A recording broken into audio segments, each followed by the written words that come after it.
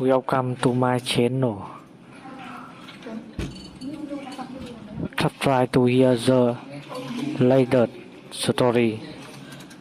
I sit on my living room couch next to my brother Jake, watching television on a quiet Tuesday evening in our suburban Detroit home. Suddenly, desperate pounding erupts from the front door. A voice screams through the wood, Jake's exact voice, pleading for help, claiming to be locked out. I freeze, staring at Jake beside me, whose face drains of color. The voice outside grows more frantic, begging to be let inside. My hands shake as I dial 911, whispering that someone is impersonating my brother outside our house. The operator keeps me on the line while dispatching units to our address on Maple Street. Jake and I remain frozen on the couch, listening to the voice outside that sounds exactly like him. The desperation in those pleas sends chills down my spine because I can see the real Jake sitting beside me, his knuckles white as he grips the armrest of our worn leather sofa. "Newton, this is impossible," Jake whispers, his actual voice trembling. "That sounds exactly like me. How is someone doing this?" I motion for him to stay quiet as the voice outside shifts tactics, becoming angry and demanding. "I know you're in there. Why won't you help me? I'm your brother." Within 8 minutes, 2 patrol cars arrive with flashing blue and red lights casting eerie shadows across our front yard. Officer Rodriguez, a stocky woman with graying hair, approaches our door while her partner, Officer Thompson, circles the perimeter with his flashlight. I unlock the door with shaking fingers, immediately explaining the bizarre situation. "Sir, we need to verify your identities first," Officer Rodriguez says, examining our driver's licenses under her flashlight. "Tell me, when did this voice first appear outside?" "About 15 minutes ago," I reply, my voice hoarse from stress. "My brother Jake has been sitting with me all evening. We were watching the evening news when the pounding started." Officer Thompson returns from his search around the property, his expression grim. "Mom, you need to see this," he calls to his partner. We follow them outside, where Thompson illuminates the ground near our living room windows with his powerful beam. "Fresh footprints in the mud," he points out. "Someone was definitely here, standing right outside your windows. These prints are recent, probably within the last hour based on how defined they are. But the discovery that makes my blood run cold comes next." Officer Rodriguez finds something glinting in the bushes beside our front steps.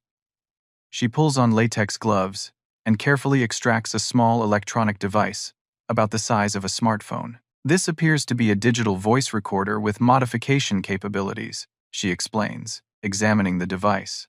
"Someone could have recorded your brother's voice and used this to play it back, possibly with real-time manipulation to create conversation." Jake steps closer, studying the device with wide eyes. "You mean someone recorded me talking? When? How?" Officer Thompson examines our front door lock under his flashlight, pointing out fresh scratches around the keyhole. "These marks suggest someone attempted to pick this lock recently. The scratches are bright, not weathered, which means this happened tonight." My stomach churns as the reality settles in. Someone has been watching us, recording us, learning our voices, and attempting to break into our home. Officer Rodriguez asks detailed questions about our daily routines, recent visitors, and whether we've noticed anyone suspicious in the neighborhood. As we talk, she receives a radio call that changes everything. "Rodriguez here," she answers, and I hear the dispatcher's voice crackle through. "Unit 47. Be advised, we've had 3 similar incidents reported in neighboring townships over the past month. Someone impersonating family members attempting home invasion." My legs feel weak as Officer Rodriguez explains what they know. In each previous case, the perpetrator used sophisticated voice, mimicking technology, to impersonate family members, calling for help from outside homes. In 2 instances, families let the person inside, believing it was their relative. Valuable electronics were stolen, but more disturbing, family photographs were taken from each home. "Family photos?" Jake asks. "Why would someone steal family pictures? We're not sure yet," Officer Thompson admits. But in each case, the victims reported feeling like someone had been watching them for weeks before the incident. Security cameras captured images of individuals lurking around properties, but always wearing hoodies or masks. Officer Rodriguez hands me her business card and provides a case number. We're going to file a report and increase patrols in this area. I strongly recommend you install security cameras immediately and change your locks tonight if possible. Don't open your door for anyone, even if the voice sounds familiar, unless you can physically verify who's speaking. As the officers prepare to leave, Officer Rodriguez adds something that sends ice through my veins. Mr. Collins, in the most recent case last week, the perpetrator returned 3 times to the same house. Each time, they seem to know more about the family's personal details. Be very careful. After the police leave, Jake and I sit in our living room, with every light turned on, curtains drawn tight. Neither of us speaks for several minutes, processing what just happened. Newton, I keep thinking about those family photos, Jake finally says.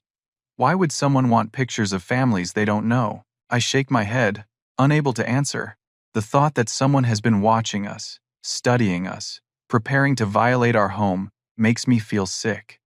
I double-check every lock in the house while Jake calls our neighbor Mrs. Patterson to ask if she noticed anything unusual. She says she saw a dark sedan parked across the street, around dinner time. Jake reports when he hangs up. She thought it was someone visiting the Hendersons, but now she's not sure. We spend the rest of the night taking turns staying awake, watching through the window blinds for any sign of movement outside. Every small sound makes us jump. The wind rustling leaves becomes footsteps. A car door slamming somewhere down the street becomes a threat. As dawn approaches, I realize our sense of security in our own home has been shattered completely. Whoever did this succeeded in terrorizing us, even without gaining entry. But something tells me this was just the beginning. The next morning, after a sleepless night, I decide to call our father Frank in Phoenix. He moved there 5 years ago for a construction job, and we talk maybe once a month. I figure he should know someone targeted his sons, even though I expect his usual detached response. But Frank's reaction to my story shocks me completely.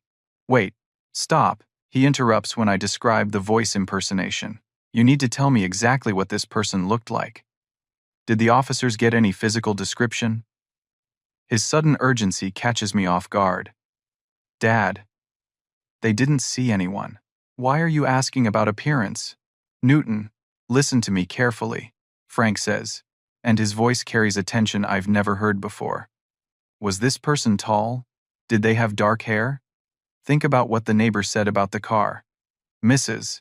Patterson just mentioned a dark sedan. Dad, what's going on? You're scaring me. Frank is quiet for a long moment, and I hear him take a deep breath. When he speaks again, his voice sounds older, weary. Son, there's something I never told you and Jake. Something I should have handled differently 25 years ago. My grip tightens on the phone. What are you talking about? You have an older half-brother. His name is Marcus. The words hit me like a physical blow. Jake looks up from his coffee, reading my expression. A half-brother. I repeat, my voice rising. How do we have a half-brother we've never heard of? Frank explains haltingly that before he met our mother, he had a relationship with a woman named Linda when he was 19. When Linda got pregnant, Frank panicked. He was young, working minimum wage jobs, struggling to support himself. Linda wanted to keep the baby, but I convinced her adoption was better. I was immature, scared. I signed away my rights and told myself I was doing the right thing for everyone. Dad, this was 25 years ago, I say, trying to process this revelation. Why are you bringing this up now? Because Marcus has been trying to contact me for the past 3 years. It started with letters, forwarded through the adoption agency. Polite at first, just wanting to meet his biological father and asking about siblings. Frank pauses, and I hear papers rustling in the background.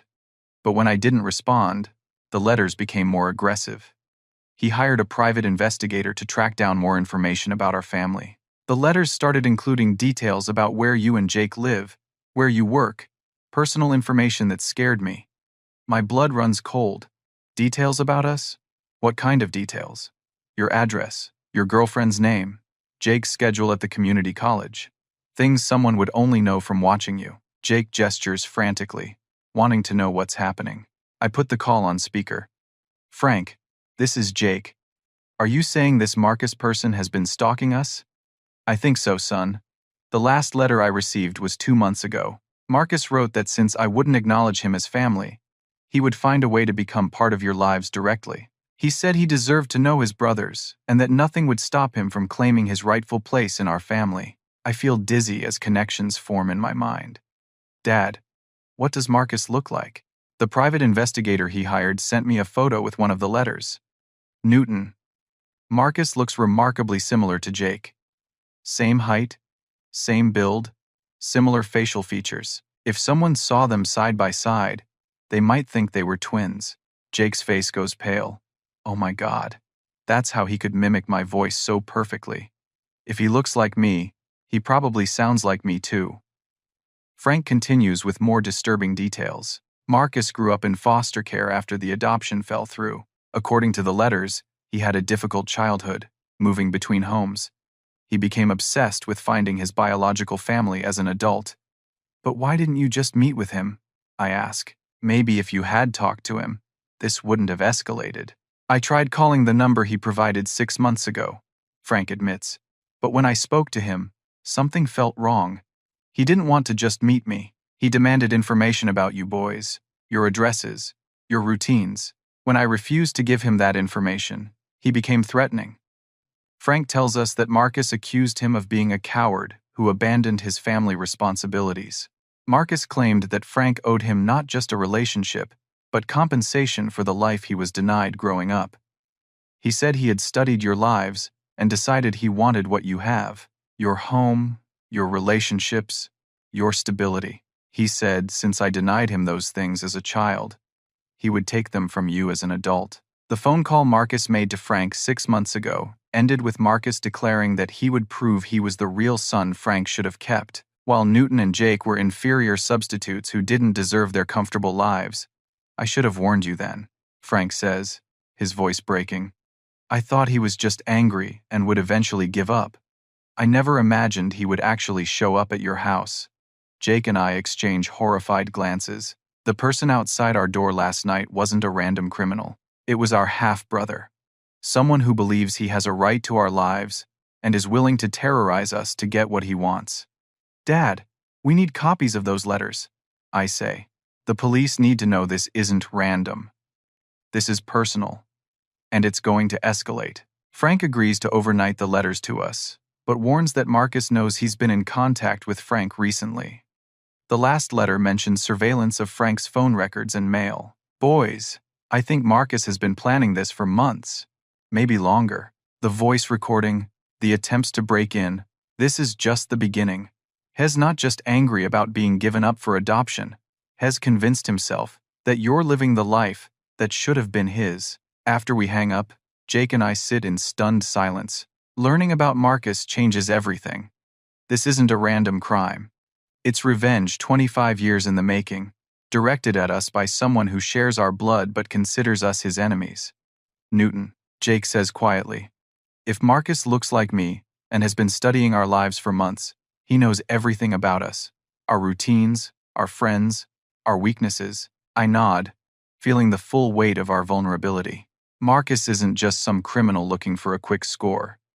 Has family, which means he understands exactly how to hurt us most effectively. And based on what Frank described, Marcus believes we owe him our entire lives as compensation for his childhood.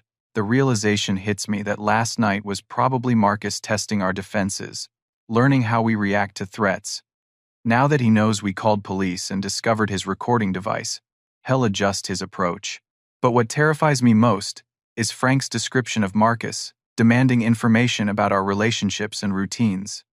Marcus doesn't just want to rob us. He wants to replace us entirely. By Thursday evening, I'm convinced we're being watched constantly. Every car that parks on our street seems suspicious. Every person walking past our house could be Marcus studying our movements. Sarah arrives at 6:30 for dinner as planned, carrying takeout from the Italian restaurant downtown. She immediately notices my paranoid behavior as I peer through the window blinds before opening the door. Newton, you look exhausted, she says, setting down the food and studying my face with her practiced nurse's eye. Jake told me about the weird incident Tuesday night, but you seem really shaken up. I explain about Marcus while we eat, watching Sarah's expression shift from concern to alarm as the story unfolds. Sarah works night shifts at Detroit General Hospital, which means she's often driving home alone at 2 or 3 in the morning. The thought of Marcus targeting her makes my chest tight with anxiety. So this person is your half-brother, and he's been stalking your family for months? Sarah asks, setting down her fork. Newton, this is terrifying. What did the police say when you updated them with this information? Officer Rodriguez said they're treating it as domestic stalking now, instead of random attempted burglary. They've opened a more serious investigation.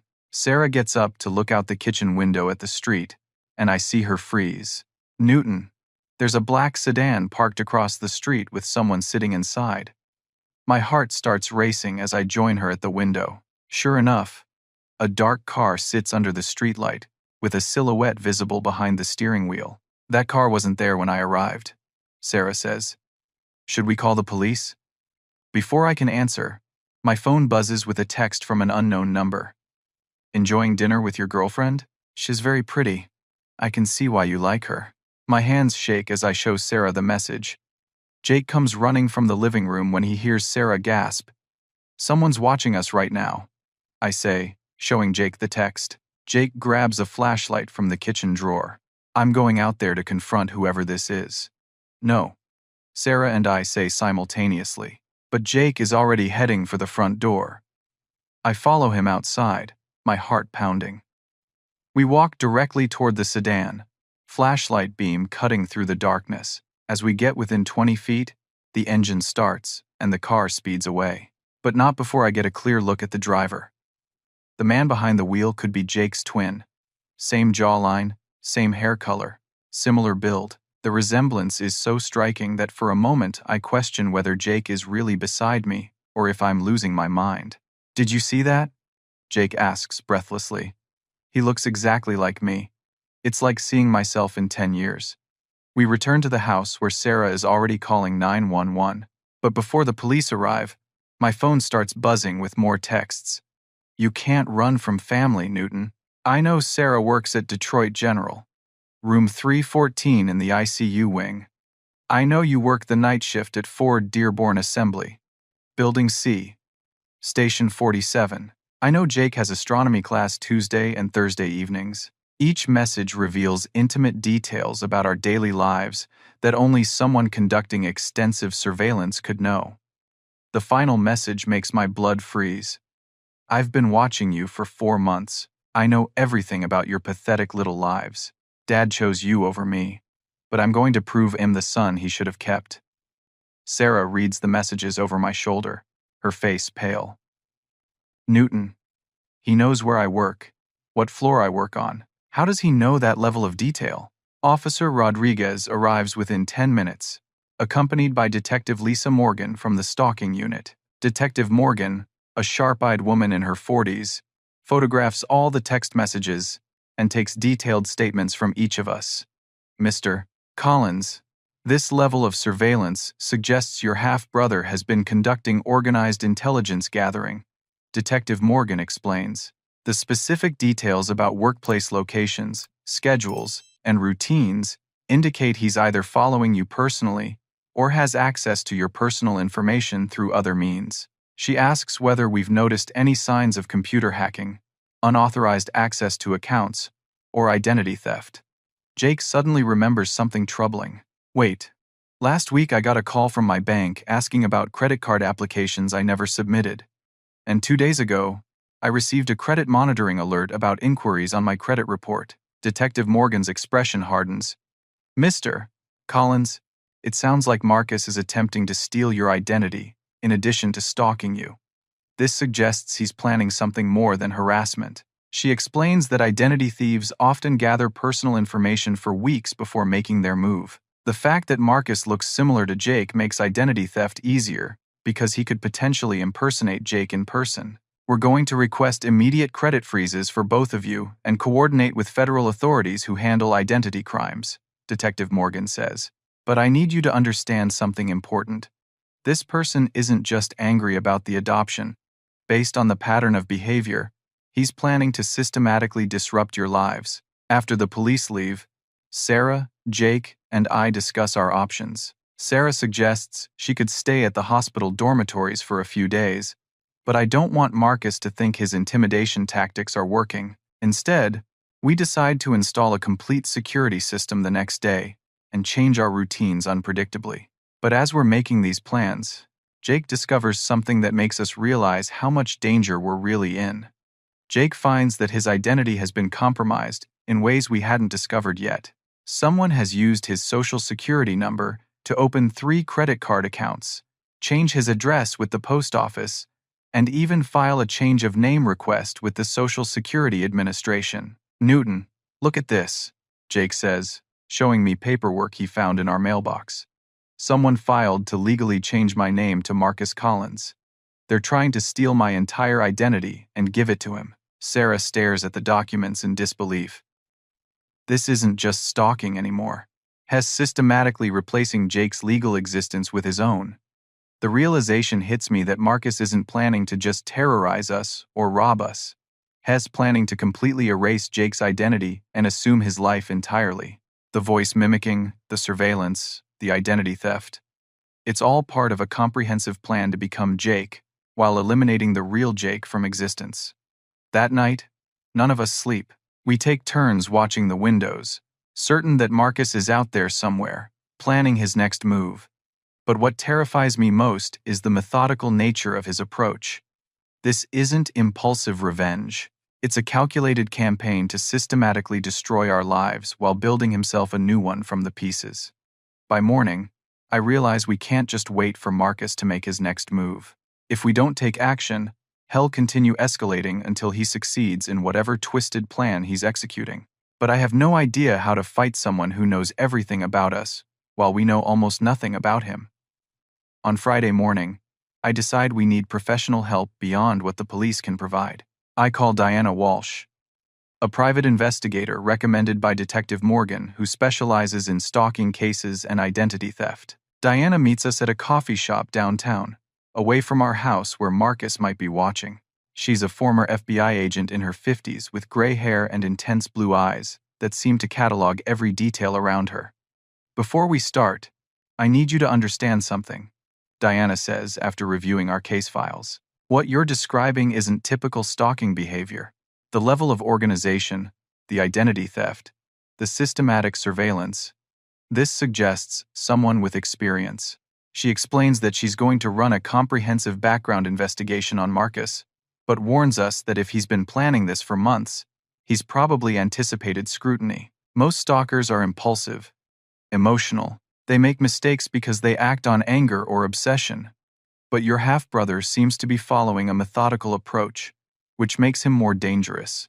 Diana's investigation takes 3 days, but what she discovers changes everything we thought we knew about Marcus and our situation.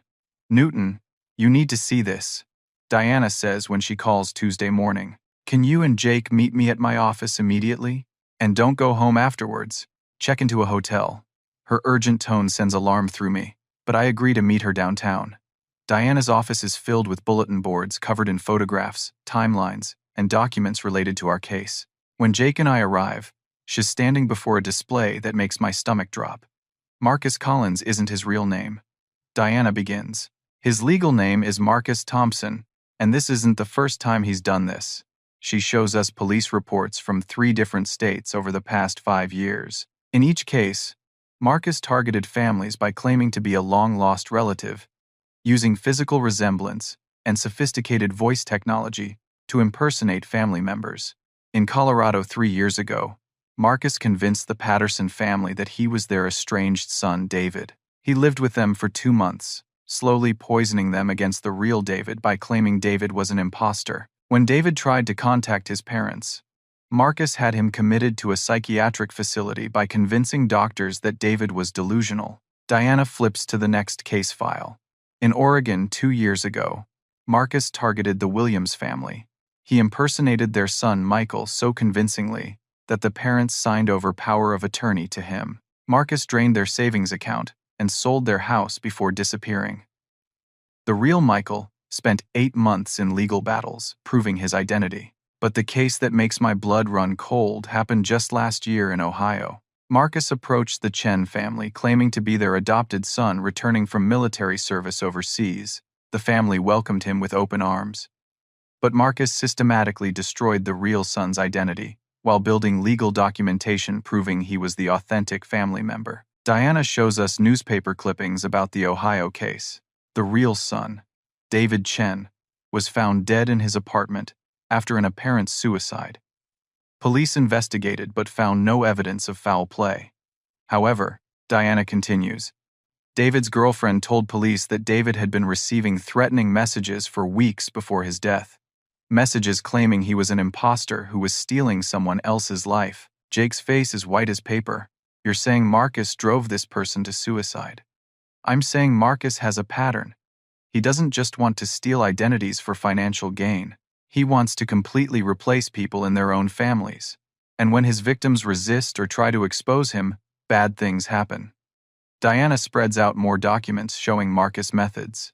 He typically spends months researching target families, learning their relationships, financial situations, and emotional vulnerabilities.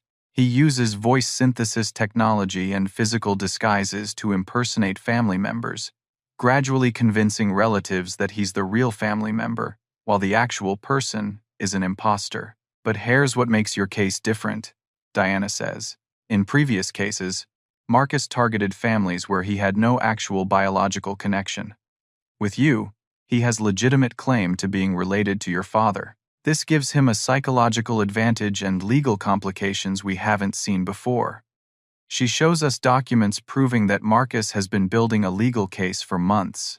Has filed paperwork claiming that Newton and Jake Collins are using fraudulent identities that rightfully belong to him as Frank's oldest son. Marcus has created an elaborate backstory claiming that your father gave him up for adoption, but promised the Collins family name and inheritance to him.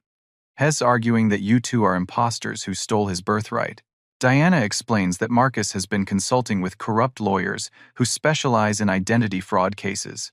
They've prepared documentation that could convince a court that Marcus is the legitimate Newton Collins, while the real Newton is someone impersonating him. The voice recordings, the surveillance, the identity theft. It's all building toward a legal case where Marcus proves you're the fakes and Hez the real family member. But Diana saves the most chilling discovery for last. Newton. I found Marcus' current address and conducted surveillance of his apartment. What I discovered suggests he's preparing for the final phase of his plan. She shows us photographs taken through Marcus' window using telephoto lenses. The images reveal a disturbing shrine-like room filled with photographs of our family, copies of our identification documents, and detailed timelines of our daily routines. But more concerning is this, Diana says, pointing to images showing medical restraints, syringes, and what appears to be psychiatric medication.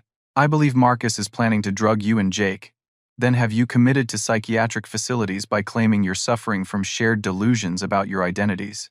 Diana explains that if Marcus can convince medical authorities that we're delusional about our own identities, he can have us institutionalized while he legally assumes our lives. Once you're committed, Marcus becomes the only Newton Collins available to manage your affairs. He can access your bank accounts, sell your property, and essentially erase your legal existence.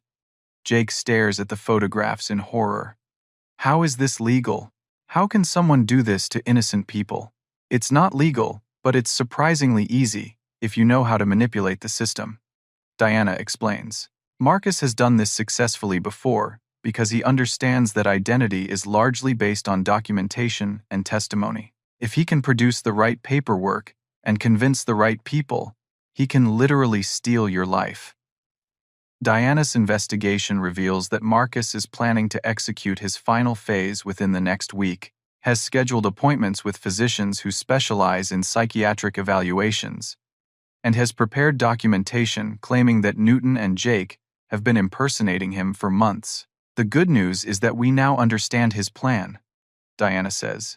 The bad news is that he's probably realized you've hired an investigator, which means hell accelerate his timeline. As we leave Diana's office, I realize that everything we thought we knew about our situation was wrong. We're not just dealing with an angry half-brother seeking family connection.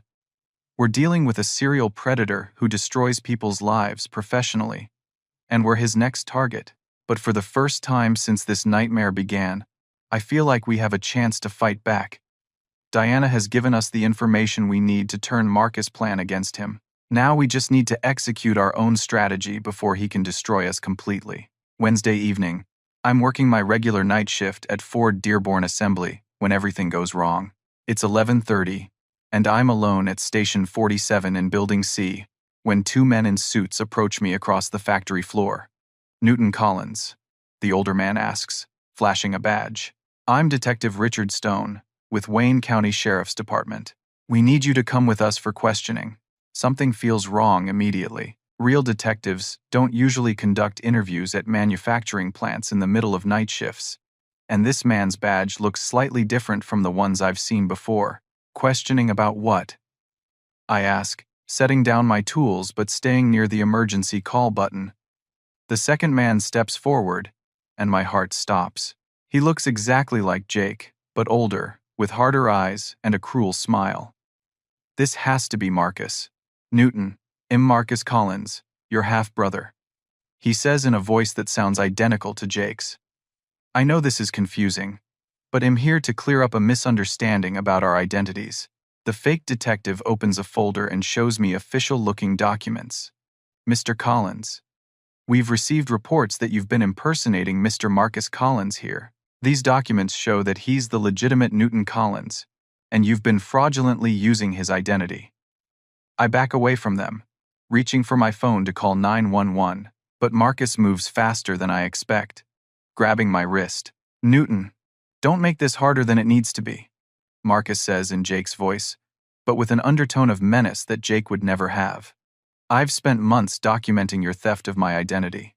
The easiest thing for everyone is if you just come with us to sort this out." The fake detective shows me what appears to be legal paperwork proving that Marcus Collins is the real Newton Collins, complete with forged birth certificates and social security documentation. "You see, Mr. Collins, or whoever you really are, this gentleman has provided substantial evidence that you've been living under a stolen identity," the fake detective explains. "We need to take you in for fingerprinting and verification." I realize that Marcus has brought his accomplice, Vincent, who's impersonating a police officer, to make this seem official. They're planning to kidnap me right here at work, probably drug me, and have me committed to a psychiatric facility, while Marcus assumes my identity permanently. "I'm not going anywhere with you," I say firmly, moving toward the emergency alarm. "I know exactly who you are, Marcus Thompson, and what you've done to other families." Marcus' expression changes instantly from fake concern to cold fury. "You've been investigating me. That was a mistake." The fake detective pulls out what looks like a syringe. "Mr. Collins, you're clearly suffering from paranoid delusions. We're going to help you get the medical treatment you need." I slam the emergency button, setting off alarms throughout the building. Marcus lunges at me, but I dodge around the machinery, using my knowledge of the plant layout to my advantage. "Newton, you can't run from this forever," Marcus shouts, chasing me between the assembly line stations. "I'm going to get what's rightfully mine, and you're going to disappear like the fraud you are." As I run through the industrial complex, Marcus reveals his complete plan while pursuing me. Hess already convinced Child Protective Services that Jake is mentally unstable and needs immediate psychiatric evaluation. Tomorrow morning, social workers are scheduled to take Jake into custody based on Marcus' false reports. "Your girlfriend Sarah is next," Marcus calls out as we race through the machinery aisles. I've already contacted the hospital administration with concerns about her mental state. Funny how stress from living with delusional people can affect someone's nursing license. I reach the security office and pound on the door, but the night guard is doing his rounds somewhere else in the building. Marcus and Vincent are closing in when plant security finally responds to the emergency alarm.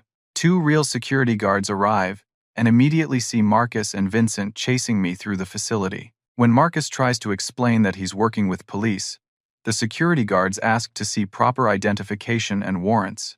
Vincent's fake badge doesn't pass scrutiny, and when security calls to verify with Wayne County Sheriff's Department, they discover no Detective Richard Stone exists. "Sir, we're going to need you to remain here until real police arrive," The head security guard tells Vincent, who immediately attempts to flee. Marcus realizes his plan has failed and makes a desperate grab for me, shouting that I've ruined everything he worked for. But years of physical labor at the plant have kept me strong, and I manage to subdue Marcus until security can restrain him.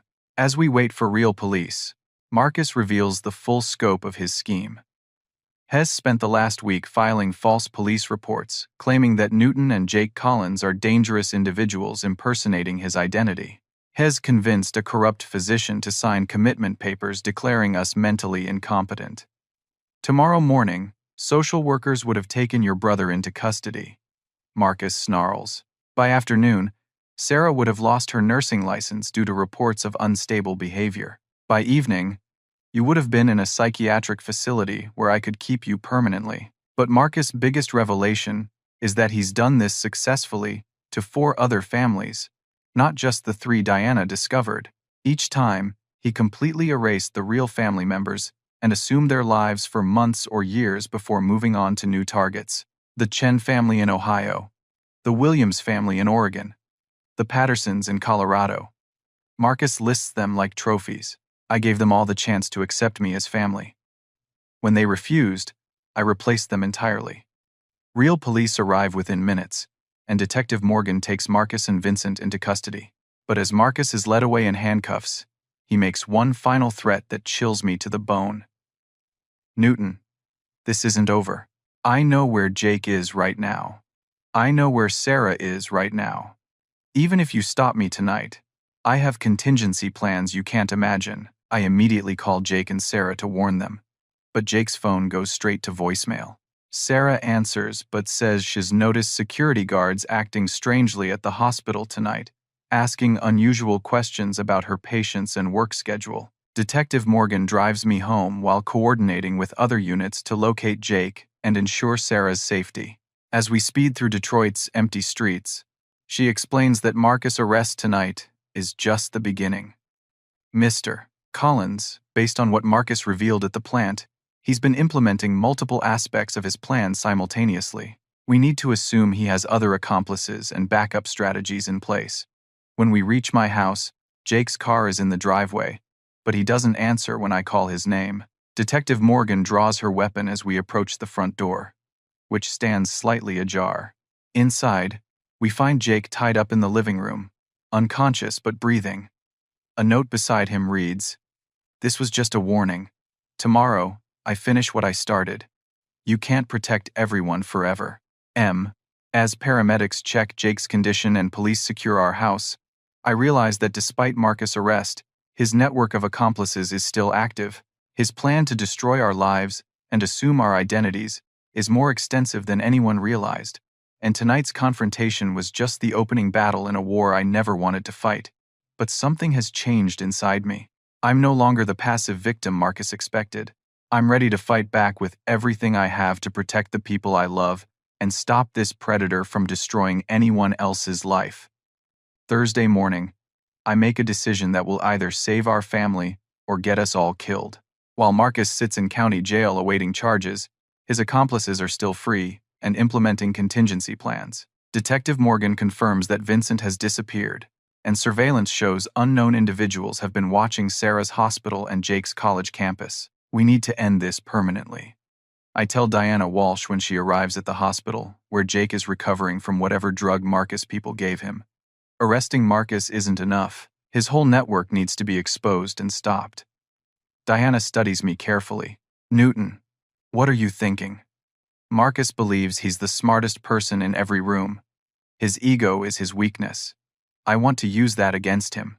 I explain my plan to Diana, Detective Morgan, and FBI agent Sarah Chen, no relation to the family Marcus destroyed in Ohio, who joined our case after Marcus' arrest revealed federal crimes across multiple states. Marcus thinks he's won because his people are still implementing his backup plan, I say. But what if we make him think his original strategy is still viable? Agent Chen looks intrigued. What do you mean? Marcus expects me to be passive, to run and hide while his accomplices finish destroying our lives.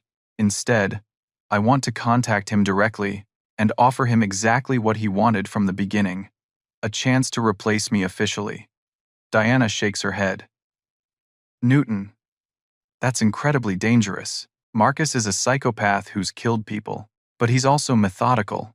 He wants to win completely, not just hurt us. If I can convince him that I'm willing to cooperate with his identity theft in exchange for leaving Jake and Sarah alone, he'll want to meet to finalize the transfer personally. Agent Chen explains that the FBI has been tracking Marcus' financial network and discovered accounts in multiple states containing money stolen from previous families. If we can get Marcus to incriminate himself about those earlier crimes, we can put him away for life. The plan we develop is complex, but builds on Marcus' predictable psychology. I'll contact him in jail and propose a deal. I'll voluntarily sign over my identity documents and financial accounts to him if he calls off his accomplices and leaves Detroit permanently. Marcus won't be able to resist. Diana predicts.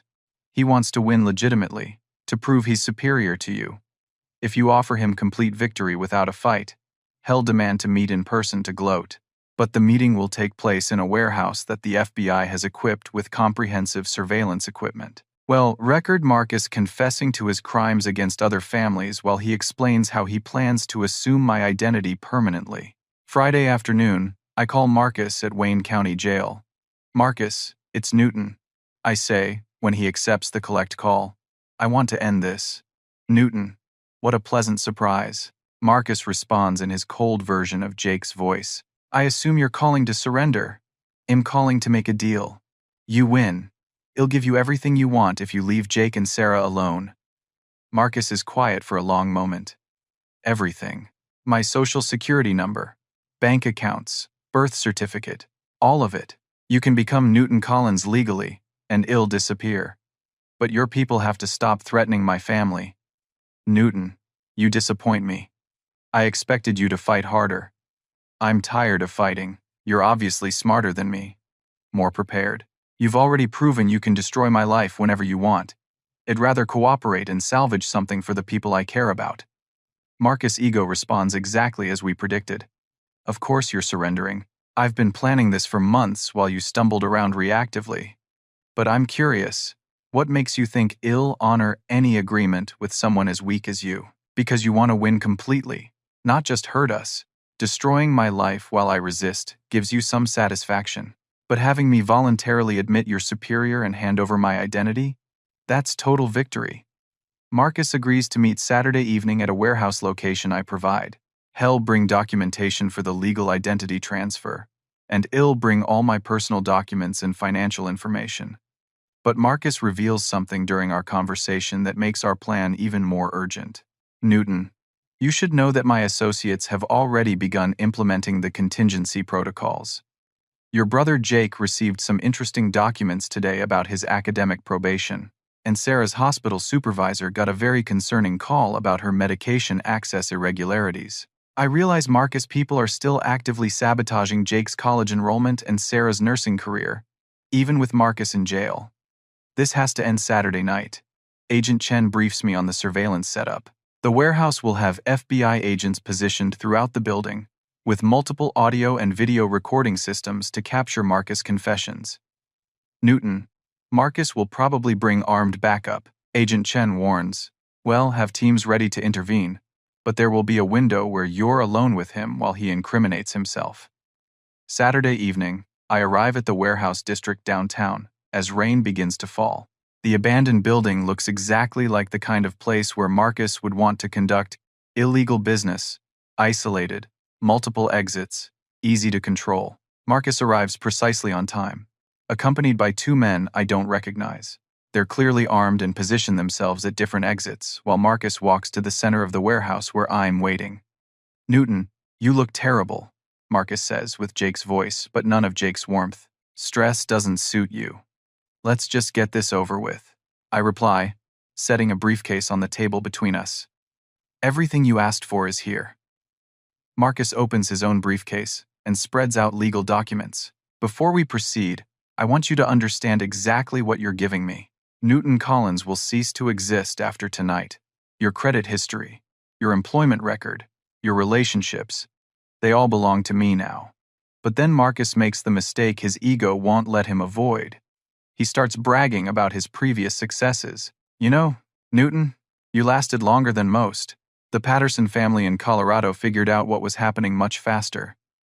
But they were too trusting. David Patterson actually signed over power of attorney willingly because he thought I was helping with his father's medical expenses."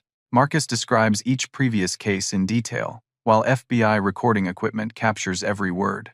He explains how he drove David Chen to suicide by systematically destroying all his relationships and making him believe he was delusional.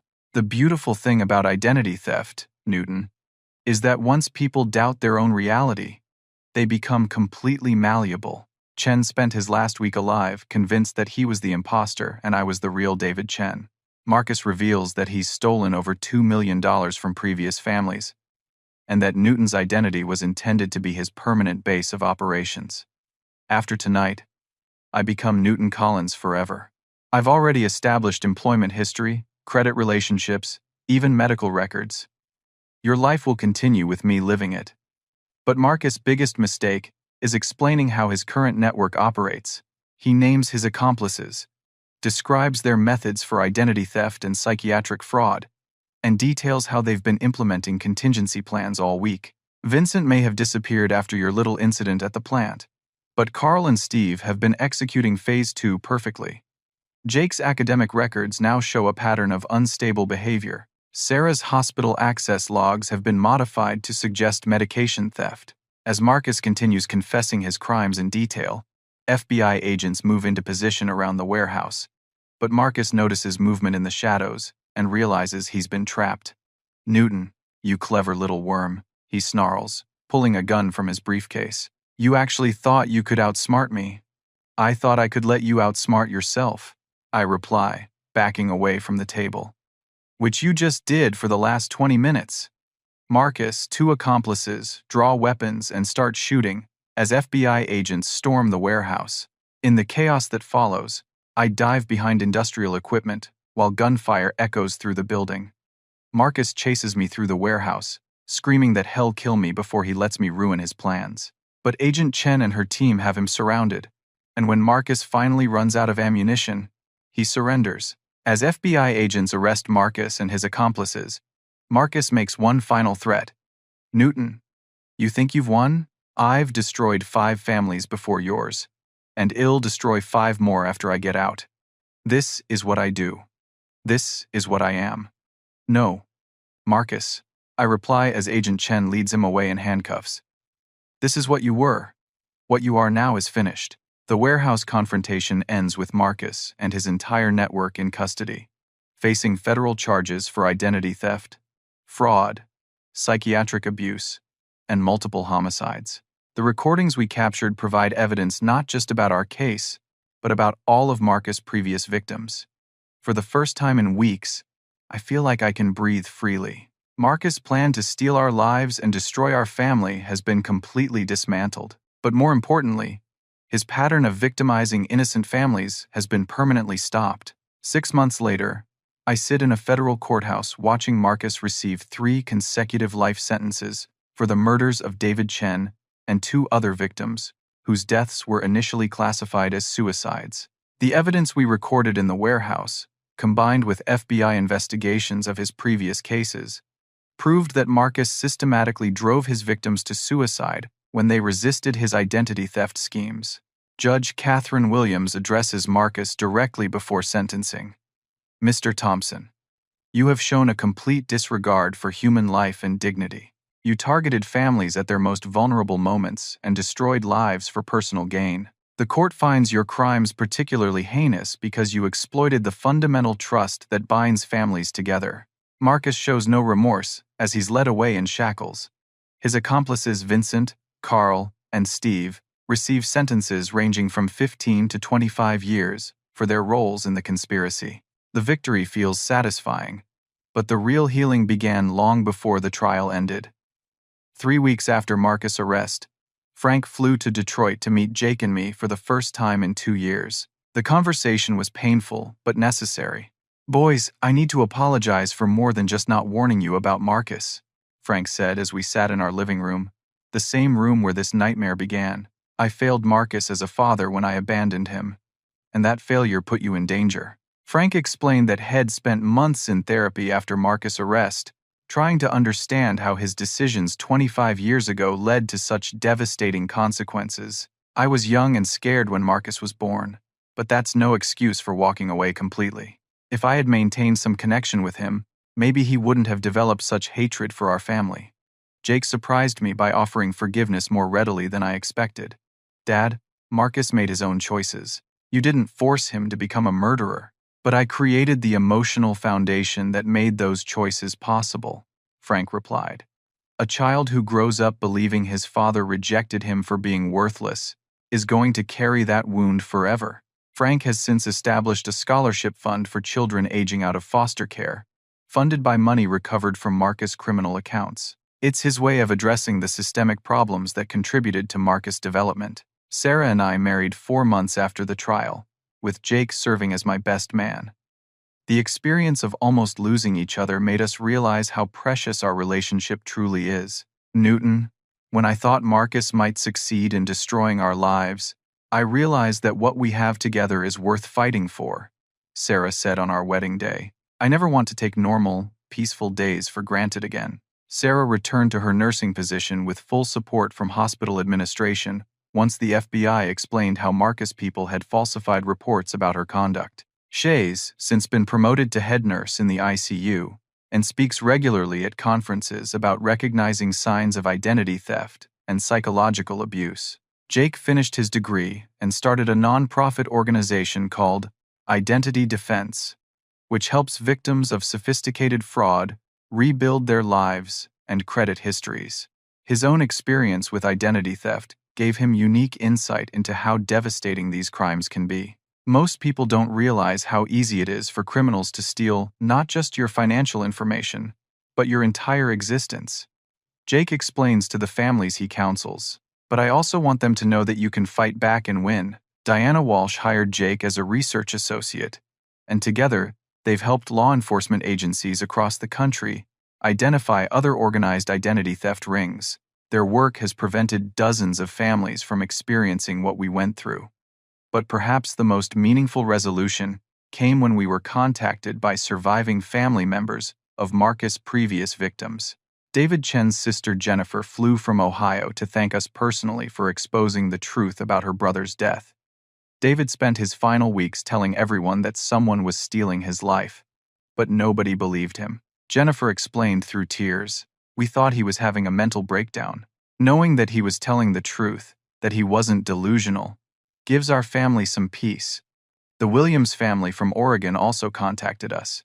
Marcus had stolen their life savings and destroyed their relationships before disappearing, leaving them financially and emotionally devastated. The federal restitution from Marcus' conviction helped them rebuild. "You gave us back our dignity," Mrs. Williams wrote in a letter. "For 2 years, we blamed ourselves for being fooled by Marcus. Learning that he was a professional predator who had victimized multiple families helped us understand that we weren't naive or stupid. We were targeted by an expert." Detective Morgan was promoted to head the Wayne County Identity Crimes Unit, which now uses our case as a training example for recognizing sophisticated psychological manipulation tactics. The Collins case taught us that modern identity theft can involve complete life replacement, not just financial fraud, she explains to new detectives. "We learned to look for patterns of family disruption, not just missing money." Agent Chen continues investigating similar cases nationally and has identified 3 other criminals using Marcus methods in different states. The FBI has developed new protocols for recognizing and investigating organized identity replacement schemes. As I reflect on everything that happened, I've learned lessons that have fundamentally changed how I understand family, trust, and personal security. First, I learned that evil can come from unexpected places, even from within families. Marcus shared our blood, but that didn't make him family. True family members protect each other, while predators like Marcus exploit familial bonds to cause maximum damage. Second, I discovered that running from threats only makes you more vulnerable. When Marcus first appeared outside our door, my instinct was to hide and hope the problem would disappear. But predators interpret passivity as weakness and escalate their attacks. Fighting back intelligently with proper support and evidence, is the only way to stop systematic abuse. Third, I realized that individual victims cannot defeat organized criminals alone. Marcus succeeded against previous families because they faced him in isolation. Our victory came from building a network of law enforcement, private investigators, and federal agents who could match Marcus' organization with superior resources. Most importantly, I learned that protecting the people you love sometimes requires taking dangerous risks. The warehouse confrontation could have gotten me killed, but allowing Marcus to continue implementing his plan would have destroyed everyone I care about anyway. The experience also taught me to value ordinary moments of peace and normalcy. Before Marcus entered our lives, I took for granted the simple pleasure of sitting safely in my living room with Jake, watching television without fear. Now I treasure those quiet evenings as precious gifts. 6 months later, our lives have found a new equilibrium. We've moved to a different house with state-of-the-art security systems, but more importantly, we've developed the confidence that comes from knowing we can protect ourselves. Jake recently asked me whether I think Marcus will ever truly be stopped, given that he'll spend the rest of his life in prison plotting revenge against our family. Marcus' power came from our ignorance, I told him. He succeeded against other families because they didn't understand what they were fighting, but we know exactly who he is now, and we have a network of people watching for any sign of continued threats.